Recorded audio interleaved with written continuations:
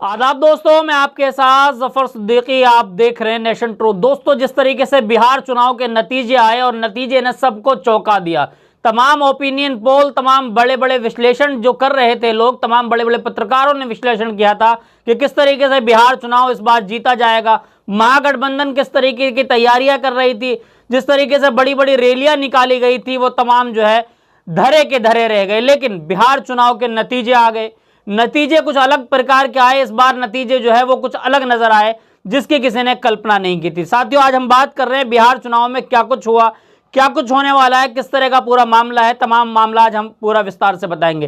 किस तरीके से 14 तारीख को नतीजे आए, कई दिन बीत गए, लेकिन भाजपा की तरफ से ना तो कोई खुशी मनाई जा रही है और ना तो कोई अभी तक ऑफिशियल स्टेटमेंट आया है कि आखिर इस बार बिहार में किसकी सरकार होगी। बिहार में जो है इस बार सीएम के पद पर कौन बैठेगा, मुख्यमंत्री का ताज कौन पहनेगा। लेकिन इस बार एक नया नाम, एक नया चेहरा, एक नए पार्टी का नाम, जिसका नाम AIMIM है, यानी कि जिसके चीफ बैरिस्टर असदुद्दीन ओवैसी है, वो इस बार किंग मेकर के तौर पर बिहार चुनाव में काम कर रहे हैं। यानी कि उन्होंने काम तो किया ही, यानी कि कुछ सीटों पर उन्होंने चुनाव लड़ा और उन्हीं में 5 सीटों पर जीत हासिल की, जबकि 6 सीटों पर जीत हासिल हो चुकी थी। एक ऐसी सीट है बलरामपुर की, जहां से जो है आदिल हसन एडवोकेट जो है वो जीत चुके थे, लेकिन फिर रिकाउंटिंग कराई गई, जिसके बाद जो है उनकी जीत को वापस करना पड़ा। यानी कि 300 कुछ सीटों से जो है उनको हरा दिया गया। यानी कि 6 सीटों की हम बात करें तो MIM जो है वो 6 सीटों पर कामयाबी हासिल कर चुकी थी, जबकि कांग्रेस के पास भी जो है वो 6 सीटें आई है। यानी कि जो एक बड़ी पार्टी है ऑल इंडिया कांग्रेस, कांग्रेस की टक्कर पर इस बार MIM की पार्टी रही। MIM इस बार सरकार बनाने में किस तरह की भूमिका निभाने की बात कर रही है, क्योंकि हम आपको आंकड़े बता दें कि इस बार बिहार के चुनाव में भारतीय जनता पार्टी को जो सीटें मिली है वो है 89, और जनता दल यूनाइटेड यानी कि JDU जो उनकी NDA का एक हिस्सा है उसको मिली है 85, और लोक जनशक्ति पार्टी जो रामविलास पासवान की पार्टी है उनको मिली है 19 यानी कि 19 सीटें, और हिंदुस्तानी अवामी मोर्चा को 5 सीटें, और राष्ट्रीय लोक मोर्चा यानी कि रामविलास पासवान की जो पार्टी है इसको मिली है 4 सीटें। टोटल मिलाकर हम बात करें तो 202 सीटों पर जो इस बार NDA को जीत हासिल हुई। लेकिन अब सवाल यह है कि जिस तरीके से पिछले दिनों आपने देखा कि कई बड़े नेताओं ने ऐलान किया कि CM का चेहरा पहले तय नहीं होगा, मुख्यमंत्री नीतीश कुमार नहीं बनाए जाएंगे। अब यही सवाल आ रहा है कि जब कई दिन बीत चुके, मुख्यमंत्री का कोई चेहरा अभी तक तय नहीं हुआ है, तो क्या बिहार में रातों रात जो है एक बड़ी खबर आ सकती है। बिहार की खबर पर लगातार हम नजर बनाकर रखेंगे। बिहार में किसी भी वक्त कोई भी ऐसी खबर आ सकती है कि बीजेपी को बड़ा झटका लग सकता है, यानी कि बिना बीजेपी के समर्थन लिए भी सरकार बन सकती है। ऐसा आंकड़ा लगाया जा रहा है, और ऐसा आंकड़ा क्यों लगाया जा रहा है उसकी जो है हम आपको खबर बताएंगे कि एक MIM बिहार के नाम से ट्विटर हैंडल है, जबकि हम इसकी पुष्टि नहीं करते कि वो ऑफिशियल अकाउंट है या फिर नहीं। वहां से एक ट्वीट किया गया है, वहां से ट्वीट ये किया गया है कि हम हमेशा जोड़ने की राजनीति करते हैं, तोड़ने की नहीं, इसलिए अभी भी मौका है। AIMIM मुख्यमंत्री यानी कि MIM यानी कि जो 6 सीटों पर जीत हासिल कर रहे थे, जो 5 सीटें जीते हैं MIM असदुद्दीन ओवैसी की पार्टी, उनकी तरफ से, मतलब उनकी पार्टी की तरफ से यह दावा किया गया है, यानी कि बिहार MIM के नाम से ट्विटर हैंडल है, कि मुख्यमंत्री जो है वो MIM का होगा। JDU के 2 उप मुख्यमंत्री होंगे, 20 मंत्री होंगे, राजद के 6 मंत्री होंगे, कांग्रेस के 2 मंत्री होंगे, CPIML के 1 मंत्री और CPIM के 1 मंत्री, यानी कि इन तमाम लोगों को तमाम दर्जा दिया जाएगा। और इस तरीके से जो है बिना बीजेपी के, यानी कि बीजेपी मुक्त सरकार बिहार में बनाने की बात चल रही है। किसी भी वक्त ये खबर आ सकती है कि इस वक्त जो है बिहार का चुनाव होने के बाद जहां बीजेपी के खेमों में मिठाइयां बटी है, कहीं ना कहीं वो वहां मायूसी छा सकती है। दूसरा आंकड़ा हम बता दें कि किस तरीके से जो है वहां पर सरकार बनाई जाएगी, जिस तरह का दावा किया जा रहा है, यानी कि JDU जो है, यानी कि जो JDU जो नीतीश कुमार की पार्टी है उनको 85 सीटें मिली है। वहीं पर जो है RJD जो है, यानी कि जो लालू यादव की पार्टी है, उनको 25 सीटें मिली हैं। वहीं कांग्रेस को 6 सीटें मिली है, और असदुद्दीन ओवैसी की पार्टी को जो है टोटल सीटें जो है वो 5 मिली है।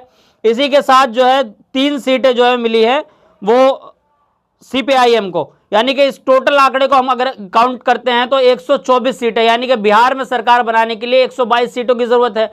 124 सीटें इस तरीके से जो है वो हो जाती है। अब आप सोचिए कि 124 सीटें अगर हो जाती है, यानी कि अगर नीतीश कुमार अपना मूड बदल लेते हैं, मूड इसलिए बदला जाएगा क्योंकि अभी तक किसी भी बैठक से तय नहीं हुआ है, प्रधानमंत्री मोदी की तरफ से ये जो है भाषण नहीं आया, कोई अनाउंसमेंट नहीं हुआ है, भाजपा के किसी ट्विटर हैंडल से ऑफिशियल स्टेटमेंट नहीं आया कि मुख्यमंत्री नीतीश कुमार बनेंगे। और नीतीश कुमार का तो एक पुराना इतिहास रहा है कि मुख्यमंत्री जहां बनाए जाएंगे वहीं पर वो चले जाएंगे।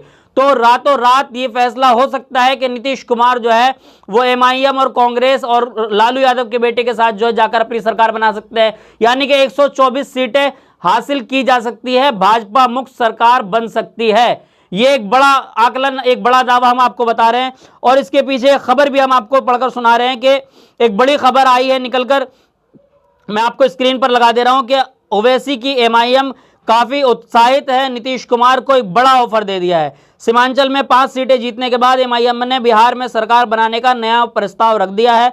जेडीयू आरजेडी के गठबंधन को ऑफर दिया है कि पार्टी ने मुख्यमंत्री पद की दावेदारी की है और नीतीश कुमार को 2029 में प्रधानमंत्री बनाने की बात की जा रही है, यानी कि पीएम उम्मीदवार बनाने की पेशकश भी की है।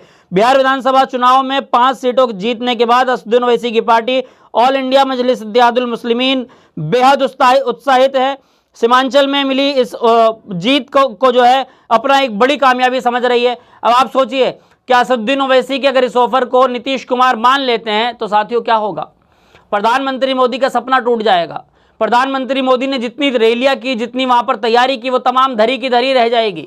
क्या होगा? यानी कि बिहार में नीतीश कुमार ने अगर सिर्फ अपना कदम पीछे हटा लिया तो प्रधानमंत्री मोदी, योगी आदित्यनाथ, जेपी नड्डा, अमित शाह, तमाम उल्टे सीधे भाषण वो क्या करेंगे?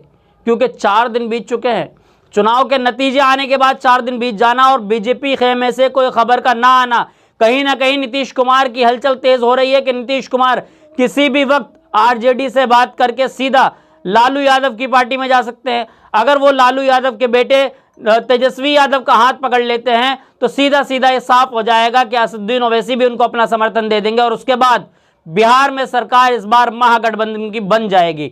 महागठबंधन में यानी कि इस बार असदुद्दीन ओवैसी जो है वो किंग मेकर का काम करने जा रहे हैं। जी हाँ साथियों, जिस तरीके से आपने देखा कि मैंने आपको पूरी खबर बताई कि असदुद्दीन ओवैसी की पार्टी इस बार बिहार में एक किंग मेकर का जो है वो भूमिका निभाने की बात कर रही है। क्या असदुद्दीन ओवैसी इस किंग मेकर की भूमिका निभा पाएंगे या फिर इस बार भी इसी तरीके से रह जाएगी? और एक बड़ी खबर साथियों जो निकल कर आ रही है वो निकल कर आ रही है उत्तर प्रदेश से। उत्तर प्रदेश से जो खबर आ रही है, पूर्व सांसद रहे समाजवादी पार्टी के एसटी हसन ने जो है साफ ये कहा है कि असदुद्दीन ओवैसी को जो है वो अब सीधा उत्तर प्रदेश के चुनाव से पहले उनको महागठबंधन में लेना चाहिए। इसके लिए डायरेक्ट वो अखिलेश यादव से बात करेंगे। अब आप सोचिए, यानी कि जहां असदुद्दीन ओवैसी जो है वो हिस्सेदारी की बात करते थे, वो हिस्सेदारी कहीं ना कहीं अब नजर आ रही है, क्योंकि एसटी हसन ने सीधा ये कहा है कि मैं अखिलेश से बात करूंगा। यानी कि पूर्व सांसद का ये कहना कि मैं अखिलेश से बात करूंगा, यानी कि पार्टी के राष्ट्रीय अध्यक्ष से सीधी बातचीत करने जा रहे हैं। किसके लिए? बैरिस्टर असदुद्दीन ओवैसी के लिए। और ये तब कहा है जब बिहार के नतीजों में 5 सीटों में जो है बड़ी अच्छी जीत हासिल हुई है। तो यानी कि अब जो है वो इक़्तिदार की लड़ाई शुरू हो गई है। असदुद्दीन ओवैसी किंग मेकर का काम कर सकते हैं उत्तर प्रदेश में भी। पहले बिहार में करेंगे, उसके बाद उत्तर प्रदेश में, क्योंकि अब सांसदों के मुंह से ये सब बात का आना यानी कि साफ तय कर रहा है कि असदुद्दीन ओवैसी जिस हक और हुकूक की लड़ाई की बात करते थे कहीं ना कहीं वो पूरी होती नजर आ रही है। तो क्या प्रधानमंत्री मोदी का सपना टूट जाएगा? क्या नीतीश कुमार को अगर मुख्यमंत्री नहीं बनाया जाता है तो नीतीश कुमार एनडीए का हिस्सा बने रहेंगे या फिर इस बार ऐसी ही लात मारकर चले जाएंगे जैसे पहले, यानी कि पिछले सप्ताह में जो है उन्होंने जिस तरीके से जो है वो लालू के बेटे का हाथ थामा था, तेजस्वी यादव का हाथ थाम लिया था, कुछ टाइम के लिए सरकार भी चलाई। क्या इस तरीके से इस बार फिर सरकार बन जाएगी? तो तमाम सवालों के घेरे में देश की जनता और खास तौर पर बिहार की जनता और बिहार की तमाम राजनीति आप लोगों के हवाले करके चलता हूं। तमाम रिसर्च को करके जिस तरीके से हमने आप तक पहुंचाया, अब आपकी जिम्मेदारी लोगों तक पहुंचाना। अब आपसे रिक्वेस्ट है कि अगर आप अभी तक हमारे चैनल सब्सक्राइब नहीं किया तो चैनल को सब्सक्राइब कर लें। जब तक के लेता हूं आपसे अलविदा, फिर मिलूंगा किसी वीडियो के साथ। देखते रहिए नेशन ट्रूथ।